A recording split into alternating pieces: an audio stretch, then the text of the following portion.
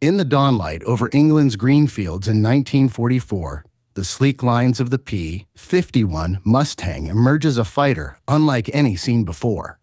Built by North American Aviation, its origin traces to a rapid 1940 design effort to produce a new fighter for Britain, initially powered by an Allison engine that performed well at low altitude but lacked high-altitude capability. The Mustang was promising, but the air war over Europe demanded something more a long-range, high-altitude escort that could accompany heavy bombers deep into German territory and bring them back.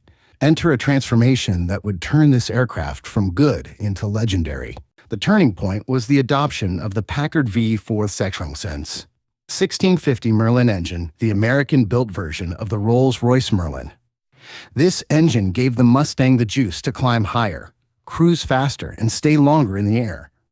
With the Merlin external drop tanks, the Mustang's range soared to over 1,600 miles. That meant bomber escort deep into Germany was at last possible. With its laminar flow wing and efficient cooling, the design and the engine joined to create a fighter capable of sustained high-altitude missions. By early 1944, the Mustang was flying escort missions for heavy bombers like the B-17 Flying Fortress and B-24 Liberator, penetrating deep into enemy airspace. The condition of bomber missions changed dramatically. Where escorts once turned back early, the Mustang stayed with the bombers all the way, and the losses dropped. The bomber crews now had protection that extended to the Reich's heartland. The Mustang's presence reshaped the daylight bombing campaign. It was a psychological shift as much as a tactical one. Bomber crews finally felt they had a fighting chance. For the Luftwaffe, the days of easy ambushes were coming to an end. In combat, the Mustang proved its mettle. Facing the German Messerschmitt Bf 109 and Focke-Wulf Fev 190, Mustang pilots used their altitude and speed advantage to dominate. The P-51 destroyed nearly 5,000 enemy aircraft in Europe, more than any other U.S. fighter. Its 6.50 caliber machine guns, high ceiling, and excellent handling made it a deadly adversary. This fighter didn't just escort, it hunted. It could dive at incredible speeds without compressibility issues, making it lethal in boom and zoom tactics. Enemy pilots began to fear the long-range silhouette streaking out of the sun. With every kill, the Mustang solidified its reputation as the top predator in the skies over Europe. Pilot skill and performance combined in the Mustang's crews. Among them was Bud Anderson, a double ace known for flying the Mustang into tough air battles. Pilots relished the Mustang's agility, visibility from the bubble canopy of the D variant, and its robust firepower.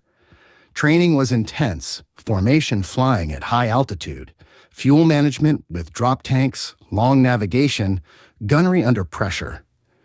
The Mustang gave the pilot a powerful edge in aerial warfare. Many aces achieved double-digit kill counts, a testament to the Mustang's effectiveness in the right hands.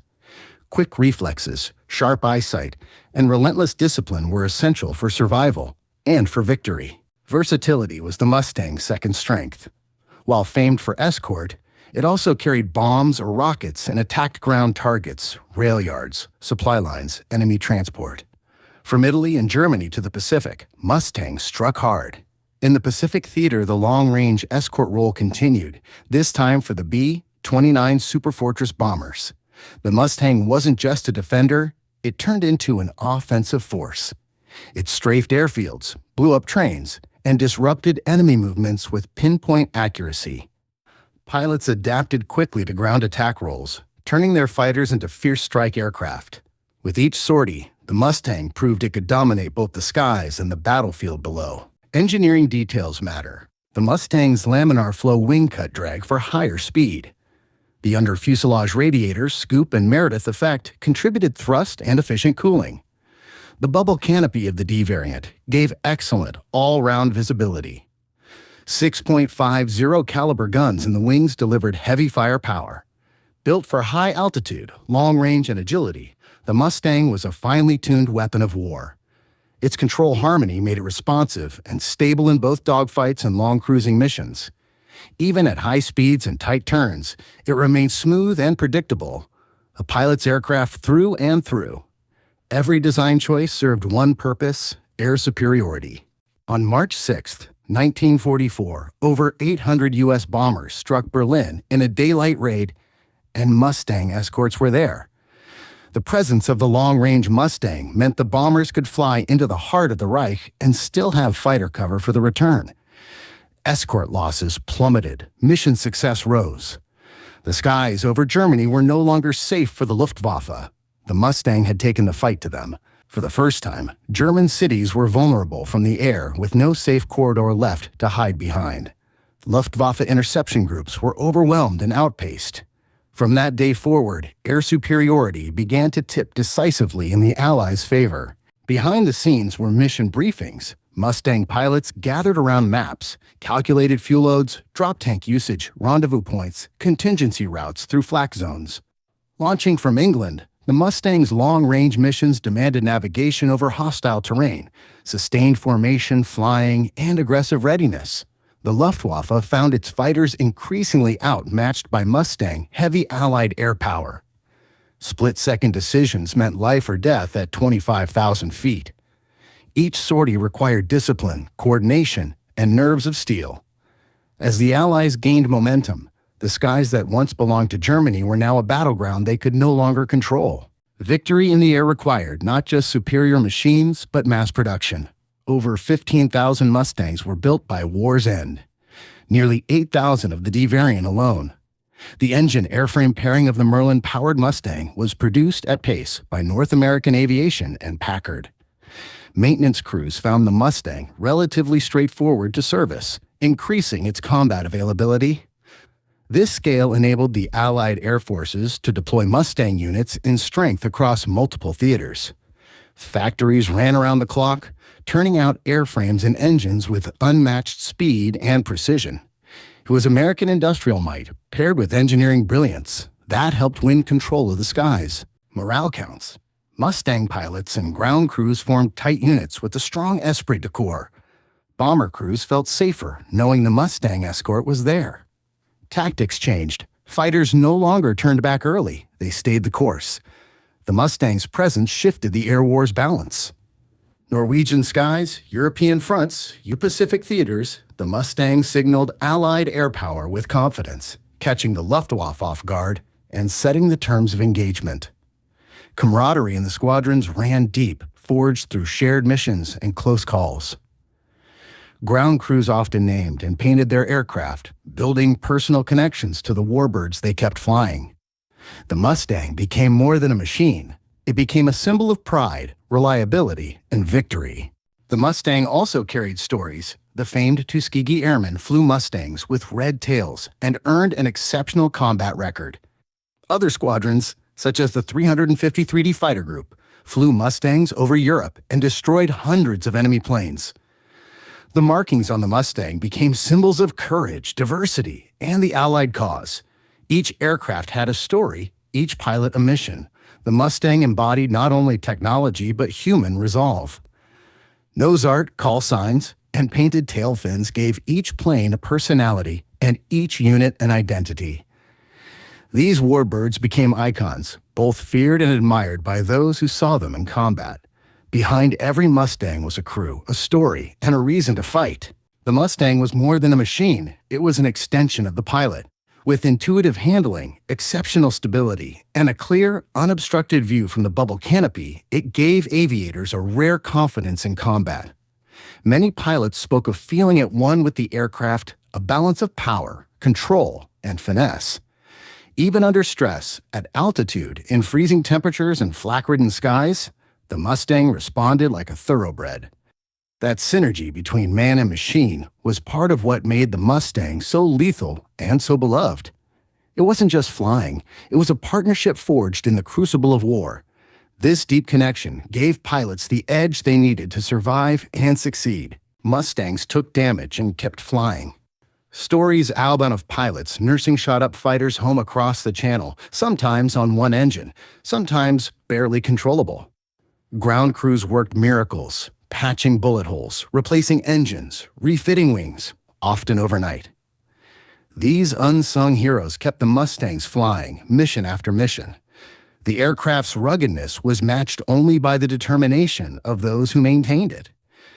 Together, pilots and crews forged a bond built on survival, trust, and relentless perseverance. This teamwork was the backbone of the Mustang's relentless presence in the skies. Without it, many missions would have ended in tragedy rather than triumph. After the war, the Mustang served as a benchmark, a reference point for air combat effectiveness. Captured enemy aircraft were flown and tested against it. Again and again, the Mustang held its own. It became a training platform for new pilots, a point of comparison in designing the first generation of jet fighters. Even in peacetime, the lessons learned from the Mustang influenced future aircraft design. Its legacy was not just in combat kills, but in how it shaped the future of aerial warfare. The Mustang's blend of speed, range, and firepower set standards that echoed through decades. It became a symbol of innovation that inspired generations of engineers and aviators. Throughout the 1950s and beyond, the Mustang remained a crowd favorite at air shows. The roar of the Merlin engine, the sleek profile sweeping overhead, stirred memories and inspired new generations. Veterans pointed skyward, sharing stories with children and grandchildren. For many, the Mustang symbolized not just victory, but sacrifice, endurance, and unity. It became a flying monument, one that still brings history to life every time it takes to the air. Even decades later, its presence commands respect and awe, reminding us of the courage and innovation that shaped a pivotal era. After the war, the Mustang entered the museum halls and air show circuits. While jets became dominant, the Mustang's legacy remained. It represented the apex of propeller fighter design, long-range, high-altitude air superiority capability. Visitors today stand before a restored Mustang, hear the Merlin engines growl, and imagine the missions that aircraft flew. Its place in aviation history is secure, a symbol of allied industry, innovation, and air power. Veterans still gather to share stories beneath its wings, remembering fallen comrades and victories hard won.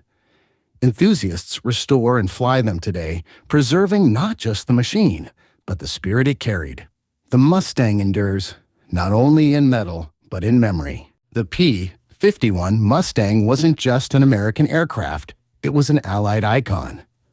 British, Canadian, Australian, Polish, and other pilots flew it with distinction. It became a shared weapon in a global fight for freedom. Its story is the story of international cooperation, rapid innovation, and personal courage. From its rushed beginnings to its triumphant service, the Mustang left a legacy far greater than the sum of its parts. It earned its title, the fighter that won the war. Across continents and cultures, it united diverse forces under a common cause. Its influence echoed beyond the battlefield, shaping the future of air combat worldwide. Today, the Mustang remains a symbol of what can be achieved when ingenuity meets determination. On the 8th of May 1945, Europe celebrated victory. The P-51 Mustang had done its part, escorting bombers all the way to Berlin and back, hunting enemy fighters, striking ground targets, and dominating the skies. Its story is one of engineering excellence, strategic innovation, and courageous men and women. The Mustang's legacy lives on, in museums, in air shows, in books and films. It remains the fighter that changed the air war. For those who flew it, and those who depended on it, the Mustang was more than just an aircraft, it was a lifeline. Its silhouette in the sky became a symbol of hope and resolve, and its roar still echoes in the hearts of those who remember.